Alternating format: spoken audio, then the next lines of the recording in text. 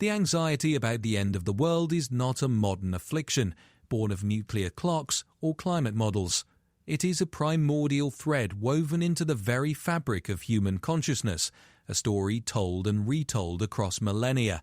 Long before the Book of Revelation's four horsemen, ancient civilizations, gazing at the same stars and weathering the same storms, constructed elaborate narratives of cosmic dissolution and renewal. Their predictions were not mere superstition, they were sophisticated syntheses of astronomy, theology, and hard-won experience with a capricious natural world. To examine these ancient apocalyptic visions is to understand how our ancestors grappled with time, morality, and their fragile place in the universe. From the cyclically dying and reborn worlds of Mesoamerica to the great battles of Mesopotamian and Norse myth, this exploration delves into the profound and varied ways humanity's first great cultures envisioned the final curtain. The cradle of civilization between the Tigris and Euphrates rivers also nurtured some of humanity's earliest and most influential apocalyptic themes.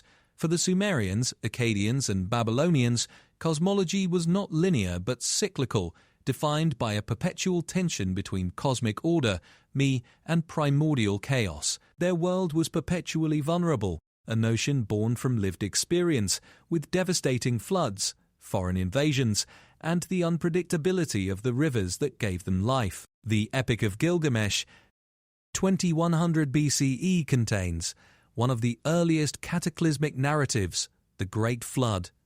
Sent by the Council of Gods to eradicate a noisy humanity, the flood is a divine reset button. The hero, Utnapishtim, a Noah-like figure, is forewarned by the sympathetic god Ea and builds an ark to preserve life. This story, which profoundly influenced later Hebrew scriptures, establishes a key apocalyptic pattern. Divine displeasure with human immorality leads to a universal watery annihilation, followed by a covenant and a fragile new beginning. It was a prediction rooted not in prophecy of a future event, but in a memory of a past one that could, the gods willing, happen again. Beyond the flood, Mesopotamian astrology and omen literature evolved into a form of predictive science. The Enuma Anu Enlil, a vast collection of celestial omens, taught that disturbances in the heavens directly foretold disruptions on Earth, the fall of kings, plagues, invasions, a solar eclipse, the disappearance of a planet, or the peculiar path of a comet were not just astronomical events, they were portents of potential systemic collapse. The fall of a city like Ur or Akkad was interpreted through this lens, seen as a microcosm of a possible universal end, where cosmic order broke down and chaos, personified by the dragon-like Tiamat, threatened to reclaim creation. This worldview reached a potent political and apocalyptic climax with the Akkadian Marduk prophecy, c. 713, 612 BCE. This text, presented as the words of the god Marduk, predicts a period of terrible suffering, social inversion, and the departure of the god from his city. Yet it ends with the promise of a glorious return and the restoration of a righteous king. This template, temporary chaos leading to a golden restoration, became a bedrock for later apocalyptic thought, especially the Jewish and Christian concept of a messianic kingdom established after tribulation. In the stark, cold north, the Norse envisioned an apocalypse not of water, but of ice and fire, Ragnarök, the fate of the gods, or Twilight of the Gods, chronicled primarily in the 13th century Poetic Edda and Prose Edda. Drawing on much older oral traditions, Ragnarök is a meticulously prophesied, inevitable sequence of events. It is the ultimate expression of a heroic, tragic worldview, where even the gods are bound by fate and must face their end with courage. The prophecy begins with a prelude of moral and cosmological decay. A 3-year winter, the Fimbul winter, this is accompanied by the breaking of kinship bonds, rampant war, and a societal freefall. The cosmic bonds that hold chaos at bay then snap. The monstrous wolf Fenrir breaks free from his magical fetter. The Midgard serpent, Jormungandr, releases its tail from its mouth and rises from the ocean, poisoning the skies. The ship of the dead, Naglfar, built from the untrimmed nails of corpses, is launched. The forces of chaos, led by the trickster god Loki and the fire giants from Muspelheim, march on the divine stronghold of Asgard. The ensuing battle is cataclysmic and definitive. The great god Odin is swallowed whole by Fenrir. Thor slays the Midgard serpent, but succumbs to its venom after 9 steps. Heimdall and Loki kill each other. The fire giant Surt sets the entire world aflame with his burning sword, and the earth sinks into the boiling sea. This is total annihilation. Gods, giants, monsters, and humanity all perish. The stars vanish from the sky. Yet, uniquely among ancient apocalypses, the Norse vision does not end here. The Völuspá prophecy reveals that after the fires subside and the waters recede, a new green earth will rise from the sea. A new generation of gods, the sons of the slain, will emerge.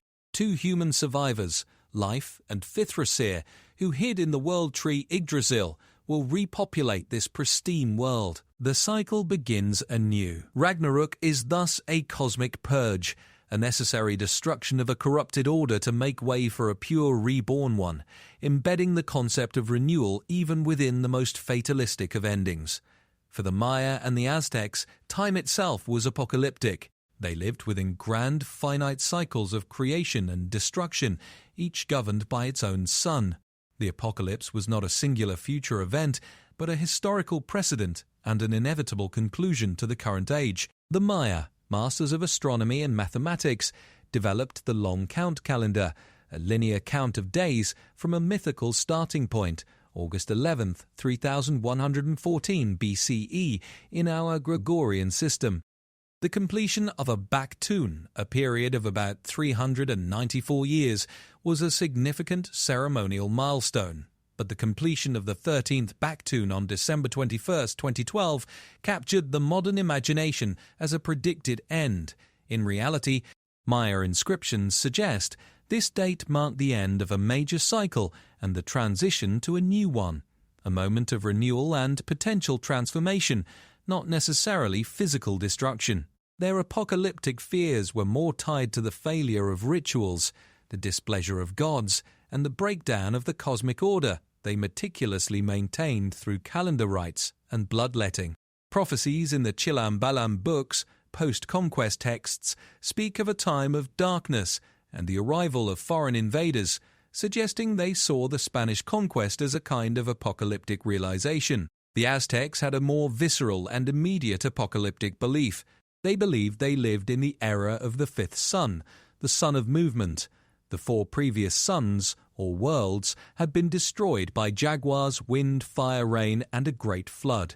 Each sun was associated with a specific element and a patron deity. Their myth, recorded in the Legend of the Suns, stated that the 5th sun, created at the ancient city of Teotihuacan, was destined to be destroyed by earthquakes. The sun god Tanatia required perpetual nourishment, the precious water of precious life, Chalchuhatl, which was human blood. This created a terrifying cosmological imperative. To stave off the imminent end of their world, the Aztecs had to feed the sun through constant warfare, to capture victims, and large-scale ritual sacrifice. Their entire militaristic empire was, in a sense, an apocalyptic postponement strategy. Every eclipse, every drought, was a sign of the sun's weakness and a harbinger of the final, catastrophic earthquakes. The arrival of the Spanish, bringing disease, destruction, and a new god, was undoubtedly perceived by many as the very cataclysm their rituals had sought to avert. In the highlands of ancient Persia, the prophet Zoroaster, c. 500–1000 BCE, formulated a dualistic cosmology that provided the most direct and systematic blueprint for later Abrahamic apocalypticism. Zoroastrianism framed existence as a cosmic struggle between the force of good, light, and truth, Ahura Mazda, and the independent force of evil, darkness, and deceit, Angra Mainyu, Ahriman. The Zoroastrian apocalypse, or Frashokareti, meaning renovation or making excellent, is a detailed end-time scenario. It prophesies a final 3,000-year period of decline, marked by moral collapse, natural disasters, and the unleashing of monstrous evils. A series of 3 saviors, the Seoshyans born from the lineage of Zoroaster, will appear at millennium intervals to guide humanity. The final Saoshyant will lead the forces of good in a last universal battle against the forces of evil. This climax, reminiscent of Armageddon, will result in the total defeat of Angra Mainyu and his demons. Then follows a purgative and transformative judgment. A river of molten metal will flow across the earth. For the righteous, it will feel like warm milk. For the wicked, it will be a painful purification. All evil and impurity will be burned away. The earth itself will be flattened and made perfect, and the dead will be resurrected in physical form. In a profound theological resolution, even the souls of the damned, now purified, will join the saved. Ahura Mazda's ultimate victory is the defeat, not the destruction, of his adversary. The cosmos is healed, time ends, and a state of perfect eternal bliss, Wahisht begins for all. This vision of universal resurrection, final judgment, the defeat of a cosmic evil figure, and the establishment of a perfect eternal kingdom directly and profoundly influenced later Jewish apocalyptic literature during the Babylonian exile, Christianity, and Islam. In the ancient Indian subcontinent, time is conceived in almost unimaginably vast cycles of creation and dissolution. The Hindu cosmological system, outlined in texts like the Puranas and the Mahabharata, describes recurring kalpas, days of Brahma, each lasting 4.32 billion human years. Within each kalpa are 1,000 cycles of 4 yugas, or ages, analogous to the declining ages of Greek myth, Satya Yuga, Krita Yuga, the golden age of truth, virtue and longevity, Treta Yuga, the silver age, where righteousness decreases by 1/4, Dvapara Yuga, the bronze age, where virtue and vice are equally balanced, Kali Yuga, the iron age, the current epoch marked by strife, ignorance, short lifespans, and spiritual decline. We are currently in the Kali Yuga, which began traditionally in 3102 BCE and is said to last 432,000 years. The Vishnu Purana and other texts describe the apocalyptic symptoms of this age's nadir. Rulers become predatory, the sacred Vedas are forgotten, families break down, the earth becomes barren, and society is consumed by greed and hatred. The embodiment of evil, Kalki, the 10th and final avatar of Vishnu, is prophesied to appear at the end of the age. Riding a white horse and wielding a flaming sword, he will annihilate the wicked, restore righteousness, and inaugurate a new Satya Yuga, beginning the cycle anew. The dissolution that ends a kalpa is the pralaya. There are different types, but the Mahapralaya Great Dissolution is the final total absorption of the entire cosmos. Gods, worlds, and all beings back into the body of the Creator, Brahma or Vishnu, to sleep within the cosmic ocean until the next cycle of creation. This is not an end born of moral judgment, but a natural rhythmic exhalation and inhalation of the divine. The universe periodically dissolves, rests, and is reborn eternally. The apocalyptic imagery of Kalki serves as a reset within the smaller Yuga cycle, while the Pralaya represents the ultimate cyclical end of all manifest reality. While the Greco-Roman world lacked a unified dominant apocalyptic tradition like Ragnarok or Frashokereti, it was permeated by themes of cosmic decline and cataclysmic renewal. The Greek poet Hesiod, in Works and Days, 700 BCE, outlined the ages of man-myth, a descent from the perfect golden age through silver and bronze to the current miserable age of iron, which would end in a complete collapse of shame, honor, and kinship, with the goddess Justice Astrea finally abandoning humanity. This concept of progressive moral and material decline was a powerful philosophical form of soft apocalypse. The myth of Deucalion and Pyrrha, the Greek flood narrative, mirrors Mesopotamian and biblical stories. Zeus, disgusted by human impiety, particularly the hubris of King Lycaon, decides to cleanse the earth with a great deluge. The Titan Prometheus warns his son Deucalion, who builds an ark. After 9 days afloat, they repopulate the earth by casting the bones of their mother, stones, behind them, which become new humans.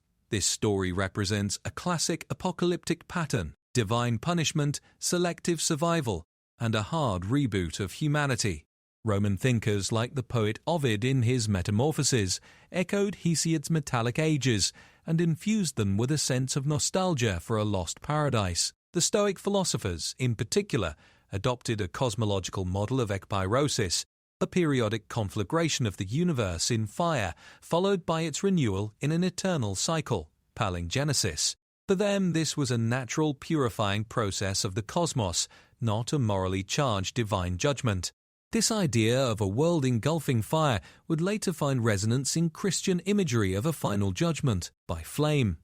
The ancient civilizations that predicted the end of the world were not merely engaging in fanciful doomsaying. Their apocalyptic visions served profound cultural and psychological functions. They were moral compasses. Apocalyptic tales served as powerful ethical engines. The threat of cosmic collapse was tied to societal behavior, upholding Maat in Egypt, maintaining ritual order for the Aztecs, choosing the path of Asher, truth, in Zoroastrianism. They codified what a culture feared and valued, explanatory frameworks. They made sense of historical trauma, invasions, plagues, natural disasters, by placing them within a larger, meaningful narrative of divine trial or cyclical necessity. Tools of political legitimacy and resistance. Rulers, like Mesopotamian kings or Aztec Tlatoani, positioned themselves as bulwarks against chaos, while oppressed groups, like Jews under foreign empires, used apocalyptic hope to envision a divine reversal of the world order. Linear time. The stark difference between the Hindu or Mesoamerican cyclical end and the Zoroastrian/Jewish linear final judgment reveals fundamentally different conceptions of time, history, and whether existence is an eternal return or a story with a definitive beginning, middle, and end. Ultimately, these ancient predictions hold up a mirror to humanity's deepest anxieties: our mortality projected onto the cosmos, our terror of chaos, and our guilt over moral failing. Yet, woven into almost every one of these visions is a thread of incredible hope. The hope for renewal, for justice, for a world made right, whether through the green shoot after Ragnarok, the purified earth after Frashakariti, or the dawning of a new sun.